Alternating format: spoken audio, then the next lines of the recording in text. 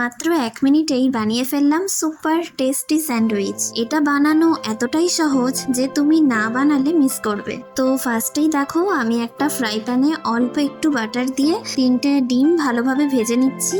আর এদিকে দেখো এই আলু গাজরগুলো আমি বয়েলড করে রেখেছি। তারপর তো কড়াইতে সামান্য একটু রিফাইন্ড অয়েল দিয়ে অল্প একটু পেঁয়াজ ভেজে ওর মধ্যে সিদ্ধ করে রাখা আলু গাজরগুলো দিয়ে ভালো করে নেড়ে নিলাম।